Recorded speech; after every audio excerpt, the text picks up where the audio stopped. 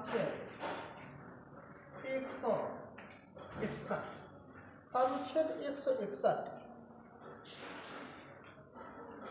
अनुच्छेद 161 में भारतीय संविधान में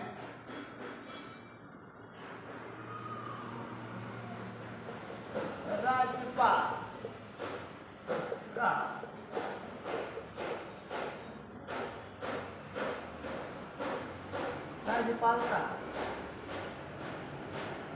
राज्यपाल के क्षमतान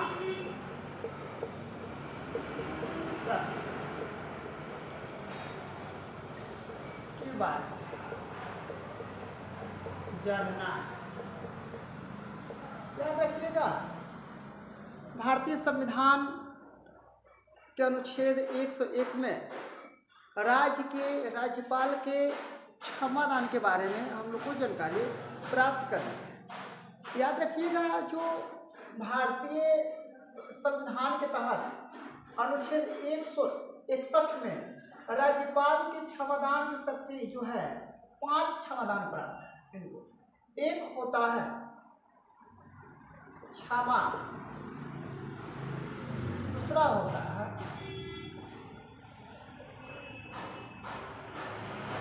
परिहार,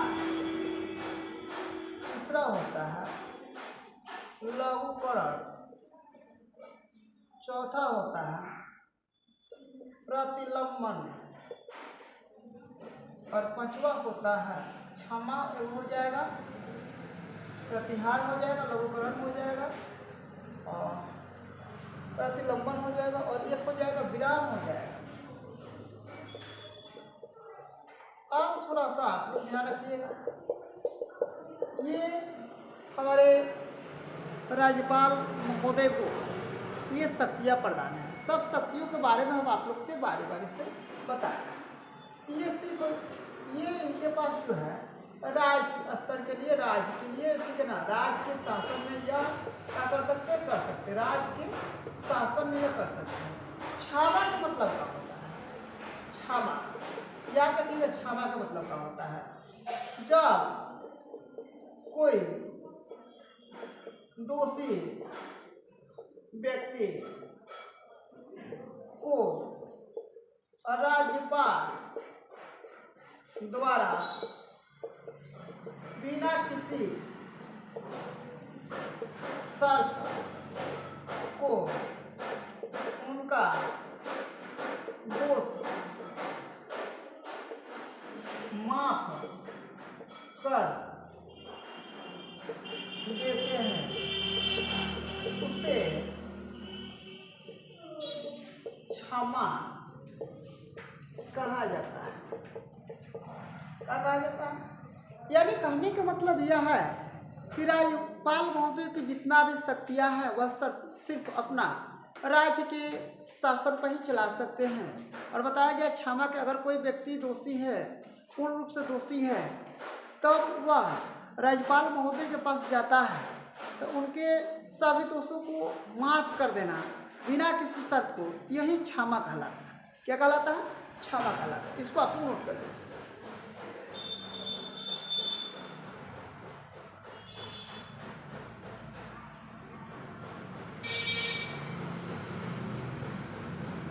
हाँ देखिए, ये हम लोग का क्षमा हो गया। अब हम लोग को देखना है परिहार।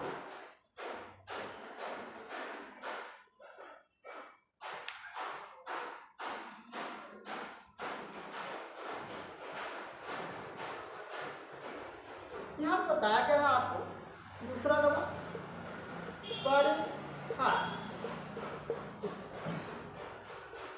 जब कोई दोषी जब किसी दोषी व्यक्ति का सजा कम, जब किसी दोषी व्यक्ति का सजा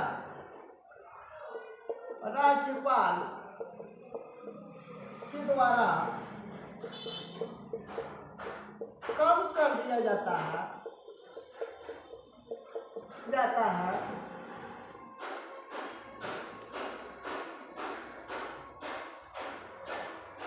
कम कर दिया जाता है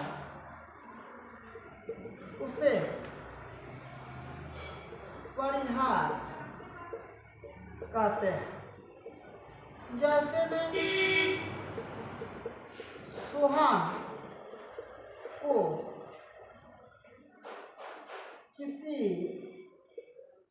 दोष के कारण 20 वर्ष की सजा मिली है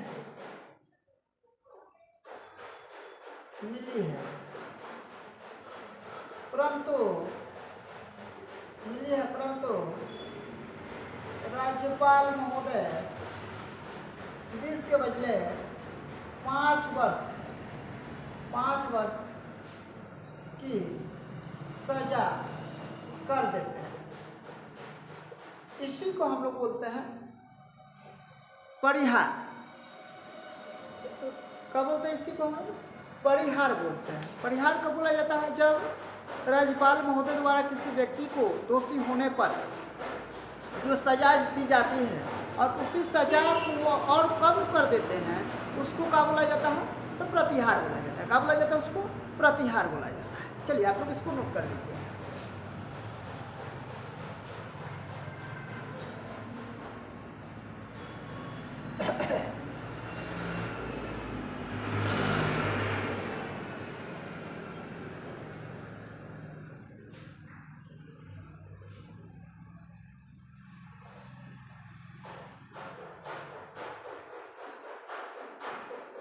अब देखना है आप लोग को, और इसमें क्या देखना है? यहाँ पर देखना है तीसरा नंबर में है लघुकरण। ये जो क्षमादान है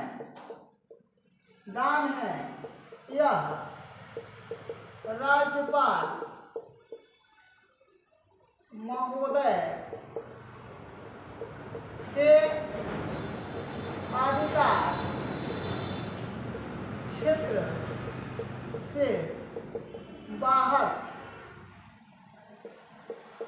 की बात होती है। यानी लघुकरण में यह होता है कि किसी व्यक्ति का प्राकृतिक रूप से उनको मृत्यु दंड दिया गया है, उसको आजीवन में बदलना ही लघुकरण कहलाता है।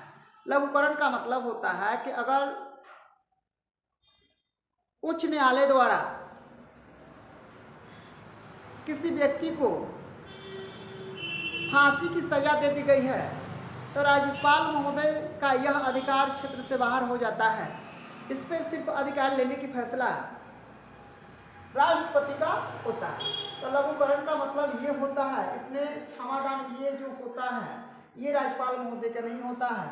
ये लघुकरण का मतलब आप लोग जान लीजिएगा। लघुकरण का मतलब जैसे में ये अपवाद में है, जैसे में ध्यान रखिएगा किसी व्यक्ति किसी दोषी व्यक्ति का सजा मृत्यु दंड की है तो उसे आजीवन कारावास में बदलना लघुकरण कहलाता है। और ये अधिकार सिर्फ राष्ट्रपति के पास होता है। ये अधिकार सिर्फ राष्ट्रपति के पास होता है। चलिए आप लोग इसको नोट कर लीजिए।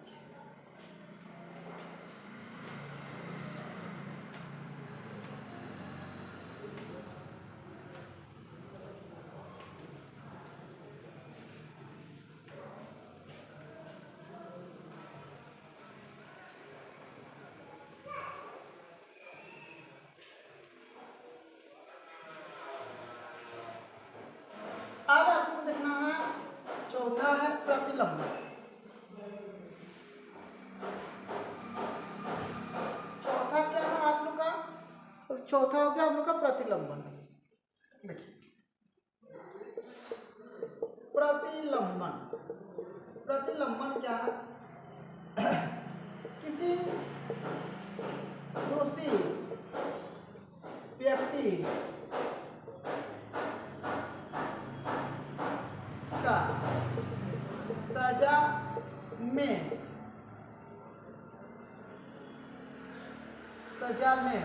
किसी दोषी व्यक्ति का प्रतिलंबन का किसी दोषी व्यक्ति का सजा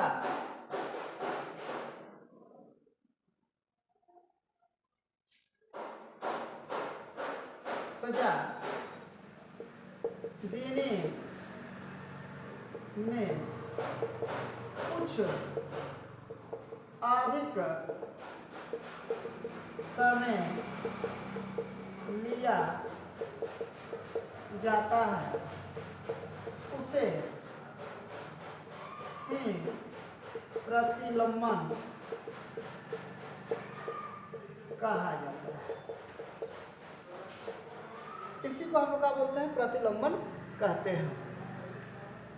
इसी को हम लोग प्रतिलंबन कहते हैं। जैसे में जुर्मा की सजा आज होने वाली है, परंतु उसे टालकर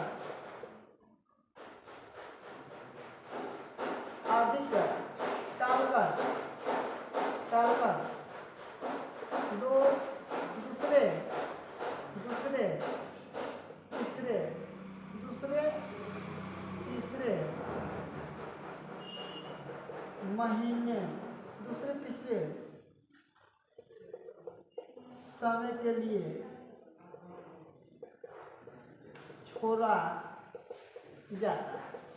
यानी कहने का मतलब बताया जाता है कि ये जो है आप लोग का प्रतिलंबन जो होता है, सजा आज होनी चाहिए, लेकिन कोर्ट के न्यायालय के द्वारा कोई व्यक्ति अगर कोर्ट न्यायालय से राज्यपाल महोदय के पास चला जाता है तो राज्यपाल महोदय उसका सज़ा में कुछ लंबा समय तक बढ़वाने का या मान लीजिए कि सज़ा होने में कुछ समय अधिक टाला जाता है। इसी को हम लोग प्रतिलंबन कहते हैं। मतलब लंबा समय प्रक्रिया, लंबा समय तक उसको चलाया जाता है, इसी को हम लोग प्रतिलंबन बोलते हैं।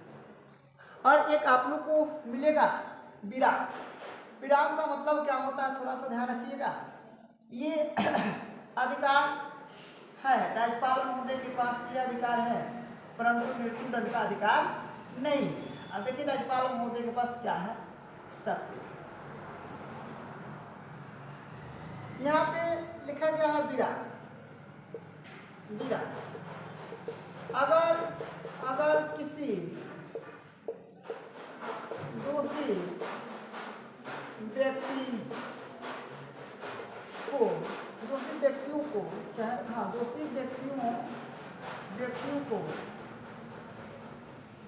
व्यक्तियों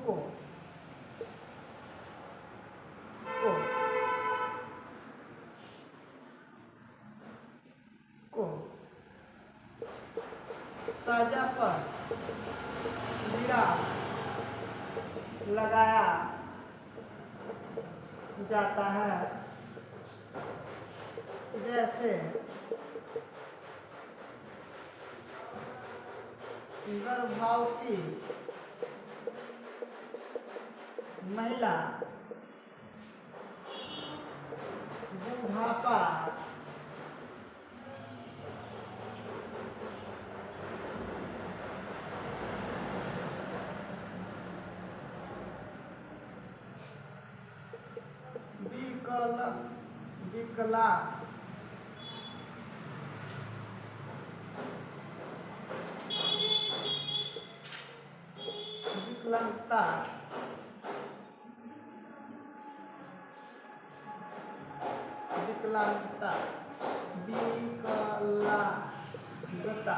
विकलांगता आदि।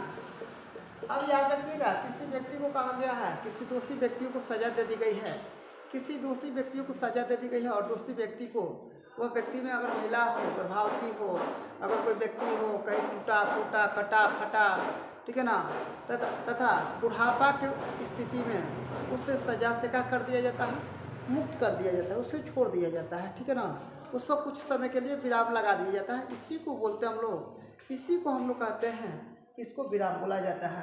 तो ये हमारे राज्यपाल महोदय के भारतीय संविधान के अनुच्छेद 161 के तहत क्षमादान की शक्ति प्रदान है। क्षमादान की शक्ति प्रदान है हमारे भारतीय संविधान अधिनियम, भारतीय संविधान अनुच्छेद 161 के तहत, ठीक है। तो आज के लिए इसमें इतना ही, धन्यवाद।